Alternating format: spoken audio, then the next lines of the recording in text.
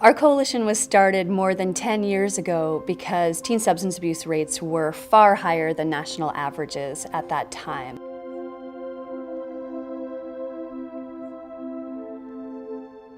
One of the local community foundations stepped up and offered funding. A local businessman stepped up, and there was national funding on the table. So that was the impetus to bring a lot of community organizations to the table. And in particular, there were two community organizations that decided to take the lead together and be sort of co-backbone organizations for the initiative.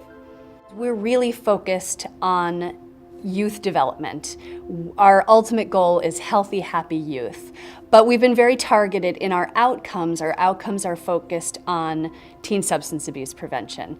Particularly, we've looked at 8th grade 30-day use rates for alcohol, tobacco, marijuana, and 12th grade binge drinking rates.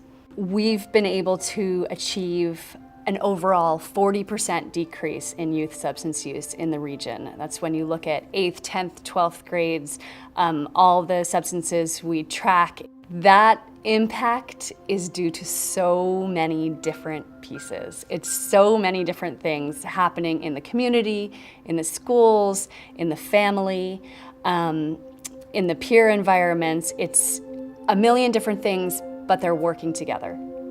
And that's the beauty of collective impact, is you could never see that kind of outcome, that kind of social change with just one initiative. We're somewhat unique in that we have two agencies that are co-backbones, and that can be challenging in some ways, but it also can lend double the credibility to the coalition. It lands the coalition sort of solidly as a community endeavor rather than as one agency's project. This work requires a tremendous amount of optimism and requires inspiring that optimism in other people. But another really important role is constantly bringing people back to the goals and the strategies and the objectives in our community action plan, and trying to really stay focused. Another piece of our role as backbone leaders is to encourage people to think about how they fit in.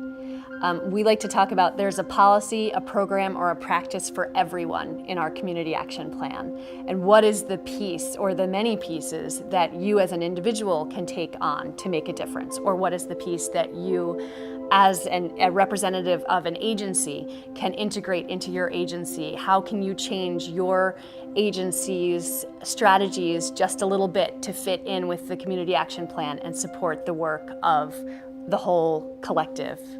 By using collective impact, we've been able to do some things that we wouldn't have been able to do if we were using sort of a more traditional model. One thing we've been able to do is tackle the problem from many different angles. So we have police departments and town select boards looking at it from more of an enforcement angle and policy angle. And then we have human service providers that work with parents working on the parent angle, and youth service providers working on youth recognition. So we've been able to have sort of a multi-faceted, a many-angled approach to looking at the problem.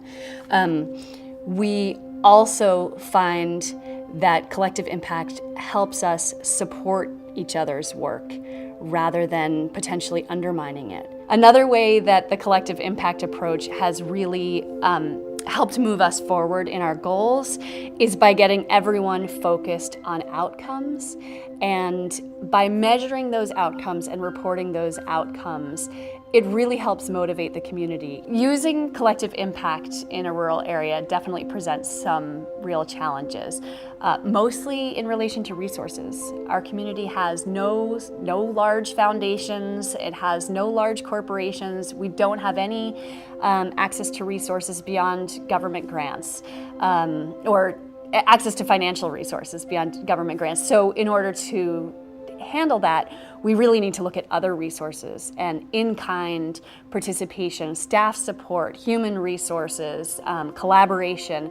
That's where we've really had to turn to. And I think rural communities have an advantage sometimes in terms of relationships. And it's those relationships and the fact that everyone wears so many different hats that can really help further the work of collective impact. When you're leading a collective impact initiative, you always need to know where you're going. Your goals are your true north on your compass, and your objectives are your destination and where you're going. And you always need to keep sight of that. Your strategies are your roadmap, and you need to always be checking that roadmap and seeing how you need to adjust. But also keep in mind, you need to have your eyes open to what's going on around you too. We're working in complex systems, and it can be very messy, it can be very complicated, and you need to constantly be surveying, what is the talk of the town, what are the things that are currently, the trends that are currently happening, and use that and embrace the mess and make it work to your advantage.